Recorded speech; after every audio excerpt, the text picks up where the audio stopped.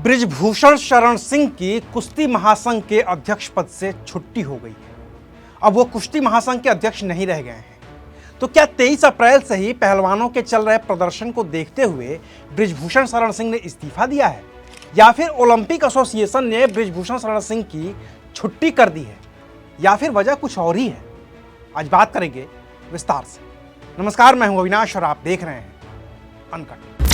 Olympic से लेकर Commonwealth games और एशियन गेम्स में गोल्ड मेडल जीत चुके देश भर के नामी गिरामी पहलवानों ने 23 अप्रैल से ही कुश्ती महासंघ के अध्यक्ष रहे बृजभूषण शरण सिंह के खिलाफ मोर्चा खोल रखा है।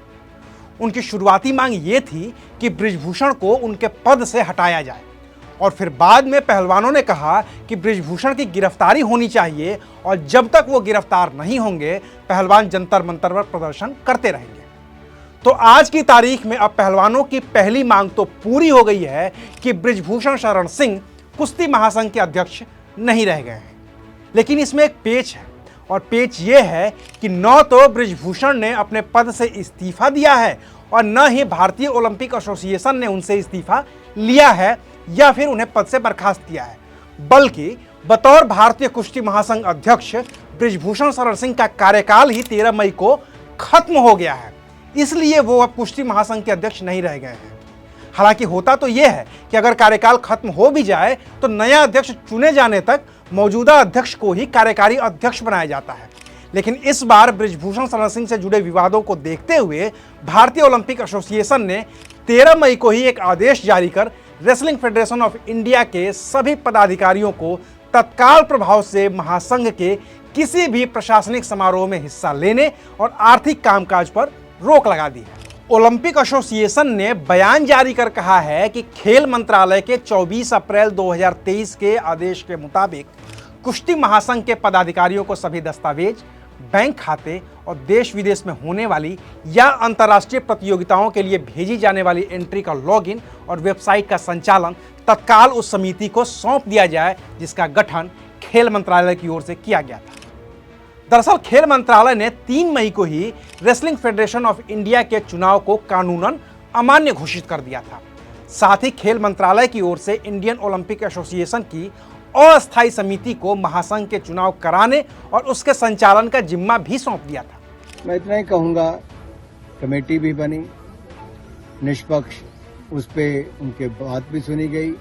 उसके बाद एडहॉक कमेटी बनाकर डे टू डे वर्किंग जो है रेसलिंग फेडरेशन की वो चलाने का काम भी आईयूए ने शुरू कर दिया है।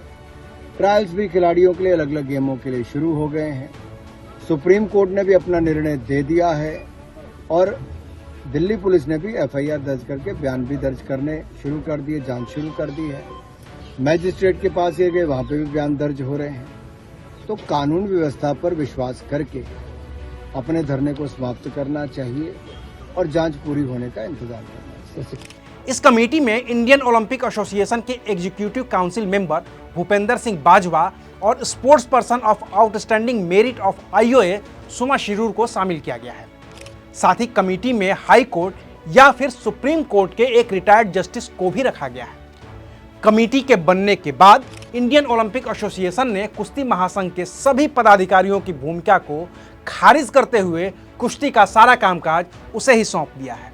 साथ ही कुश्ती महासंघ के अगले चुनाव की जिम्मेदारी भी इसी कमेटी के पास है, जिसका ऑर्डर इंडियन ओलंपिक एसोसिएशन के एक्टिंग सीईओ और जॉइंट सेक्रेटरी कल्याण चौबे ने जारी किया है।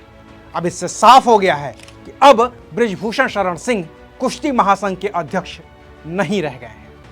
इस लिहाज से प्रदर्शन कर रहे पहलवानों की पहली मांग तो पूरी हो गई है। बाकी उनकी मांग है कि बृजभूषण शरण सिंह की गिरफ्तारी हो, तो पहलवानों के आरोपों की जांच के लिए स्पेशल इन्वेस्टिगेशन टीम भी बनाई गई है। 12 मई को बृजभूषण शरण सिंह के बयान भी दर्ज हो गए हैं, और उसके अगले ही दिन यानी कि 13 मई से बृजभूषण शरण सिंह कुश्ती महासंघ के अध्यक्ष नहीं रह गए हैं। बाकी मामले की जांच हो रही है, तो जो अपडेट्स होंगे हम आपको बताएंगे। देखते रहिए अनकट। शुक्रिया।